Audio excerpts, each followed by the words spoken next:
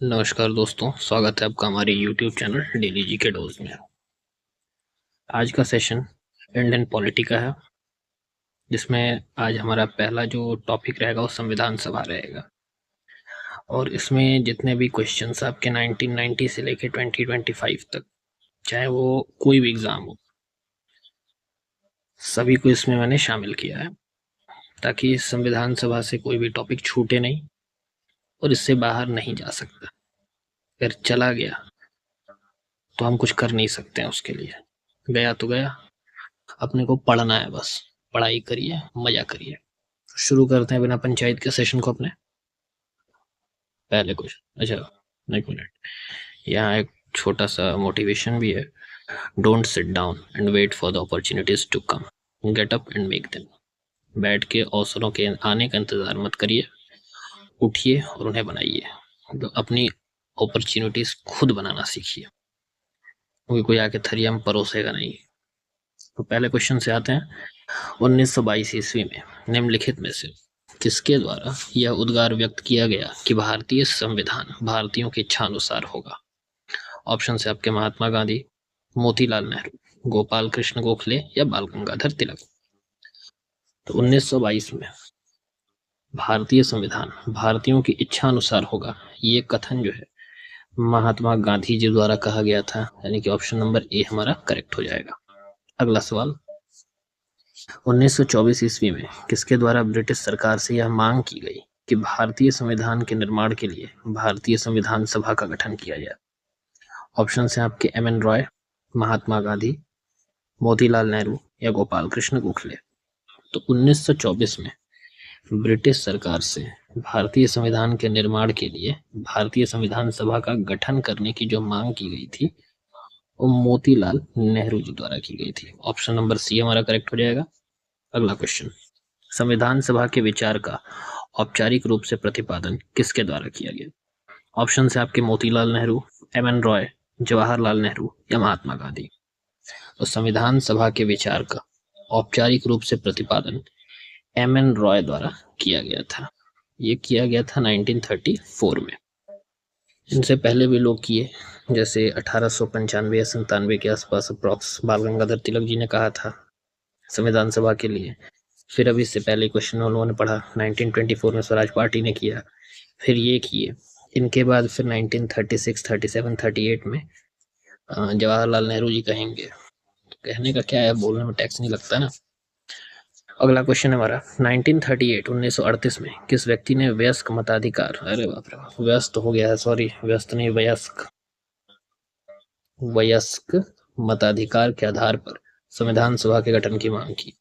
Option है आपके चंद्रशेखर आजाद, महात्मा गांधी, जवाहरलाल नेहरू या सुभाष चंद्र बोस। तो 1938 में जवाहरलाल नेहरू जी ने वयस्क मताधिकार के आधार पर संविधान सभा की गठन की मांग की थी। अगला सवाल। वर्ष 1942 में किस योजना के तहत यह स्वीकार किया गया कि भारत में एक निर्वाचित संविधान सभा का गठन होगा जो युद्धोपरांत संविधान का निर्माण करेगी? ऑप्शन है आपके क्रिप्स मिशन, वेबल प्लान या वेबल योजना, कैबिनेट मिशन योजना या माउंटबेटन योजना। 1942 में जो क्रिप्स मिशन था ना, इसी के तहत ये माना गया, स्वीकार किया गया, एक्सेप्ट किया गया कि भाई जो अभी चल रहा है वर्ल्ड वॉर का पंचायत खत्म हो जाता है, उसके बाद हम लोग एक संविधान सभा का गठन करेंगे। अगला क्वेश्चन। संविधान सभा के गठन की मांग सर्वप्रथम 1895 में किसके द्वारा प्रस्तुत की गई? अभी मैंने बताया था इसका आंसर कि 1895-96 के आसपास बाल गंगाधर तिलक जी द्वारा संविधान सभा के गठन की मांग की गई थी। लेकिन चूंकि उस टाइम पे अभी बहुत ज्यादा ये जो नेता लोग थे हमारे, उन लोगों का बोलबाला नहीं था, इसलिए तबड़िया के साइड कर दिया गया। लेकिन बाद में ये हुआ। आगे बढ़ते हैं। भारत की संविधान सभा गठित करने का आधार क्या था? ऑप्शन है आपके भारतीय राष्ट्रीय कांग्रेस का प्रस्ताव, कैबिनेट मिशन प्लान 1946, भारतीय स्वतंत्रता अधिनियम 1947 या भारतीय डोमिनियन के प्रांतीय राज्य विधानमंडल के प्रस्ताव। भारतीय संविधान सभा गठित करने का जो मेन आधार था, बेस था, वो था आपका cabinet mission 1946। Option number B हमारा करेक्ट हो जाएगा। कैबिनेट प्लान था, 1946 में आया था। अगला सवाल, वर्ष 1936 में भारतीय राष्ट्रीय कांग्रेस द्वारा संविधान सभा के गठन की मांग कहां पर हुए अधिवेशन में रखी गई?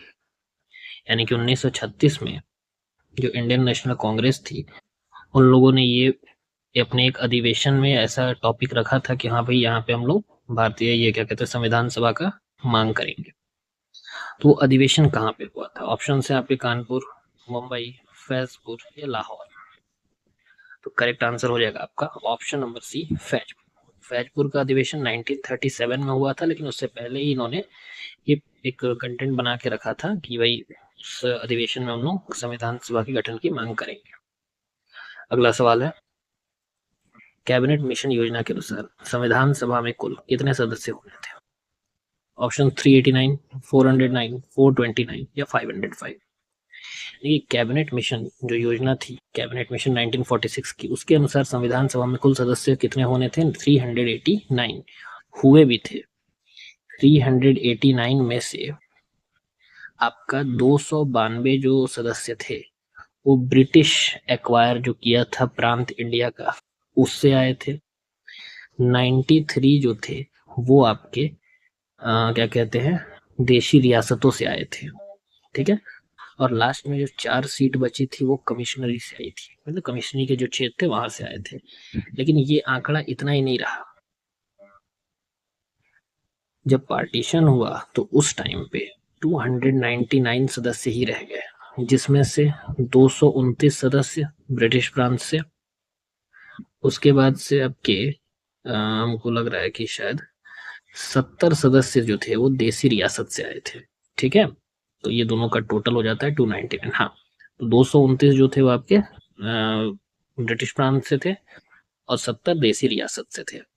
एक चीज और ध्यान रखिएगा कि फाइनली जब संविधान बना और उस पर जब हस्ताक्षर किए गए थे ना, तो टोटल 284 सदस्यों ने ही भाई हाँ 284 सदस्यों ने हस्ताक्षर किया था उस पर।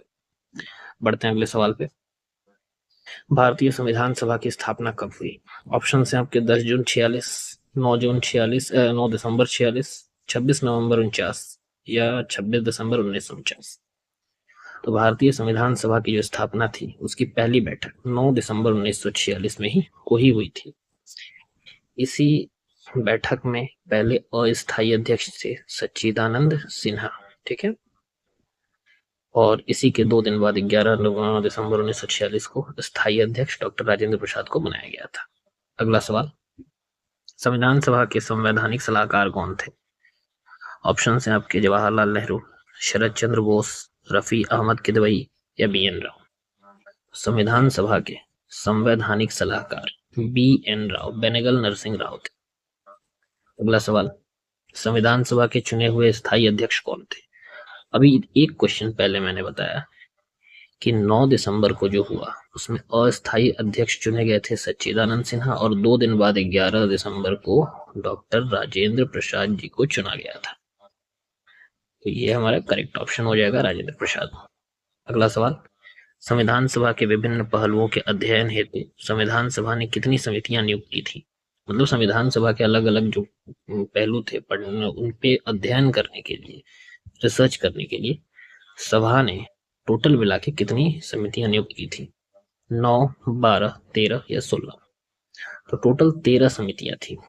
ठीक है, अगला सवाल, 1 मिनट, 13 नंबर क्वेश्चन का आंसर भी 13। चलो बढ़िया। अगला क्वेश्चन है, भारतीय संविधान सभा की प्रारूप समिति के अध्यक्ष कौन थे?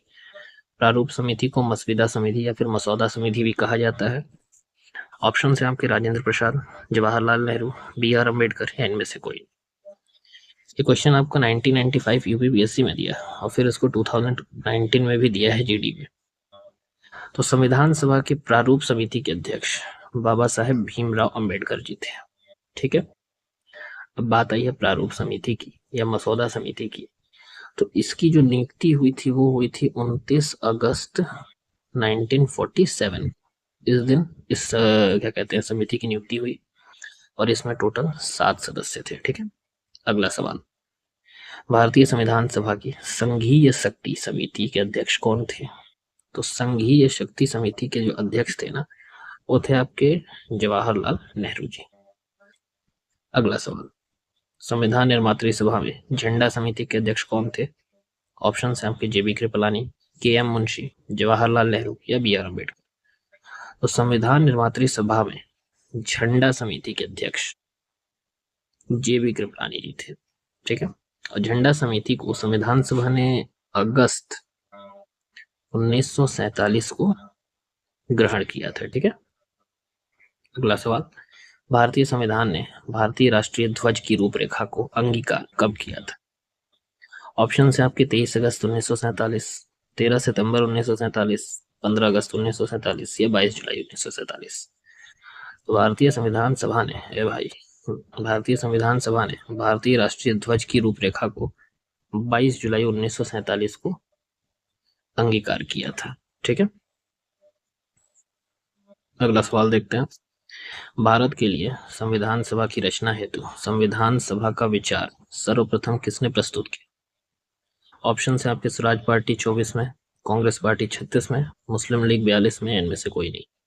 तो अभी मैंने दो बार ऐसा क्वेश्चन आया, ध्यान रखिएगा। 1895 में बाल गंगाधर तिलक जी, इन्होंने क्या कहते हैं प्रस्तुत किया था संविधान सभा का विचार, लेकिन चूंकि थे थोड़ा सा डिस्टर्ब हो। उसके बाद स्वराज पार्टी ने 1924 में, यानी कि मोतीलाल नेहरू जी ने। उसके बाद से आपके एम.एन. रॉय जो 1934 में किया था, और फिर 1937 के फैजपुर अधिवेशन में जवाहरलाल नेहरू जी की अध्यक्षता में प्रस्ताव हुआ था। ठीक है। तो ये थे आपके टोटल क्वेश्चंस जो संविधान सभा के हर एक एंगल से बन सकते थे। इससे बाहर जाता है, नहीं जाना चाहिए, लेकिन अगर चला भी गया तो हम लोग कुछ उखाड़ नहीं पाएंगे, हम लोग को देना है ये है। अब उसमें दो ही तरह के लोग हैं, या तो जो हिम्मत करके ऑप्शन का कोशिश करके दे सकता है आंसर, अब कुछ मेरे जैसे लोग हैं जो पहाड़ बनाते हैं ABCD तो एज योर विश, जैसा आपको ठीक लगे। उम्मीद करता हूँ कि हाँ, इससे बाहर ना जाए। ठीक है। तो सेशन खत्म करते हैं, अगला पार्ट अब अगले दिन। अगर सेशन यूजफुल लग रहा हो आपको तो लाइक शेयर और सब्सक्राइब जरूर करिएगा। धन्यवाद।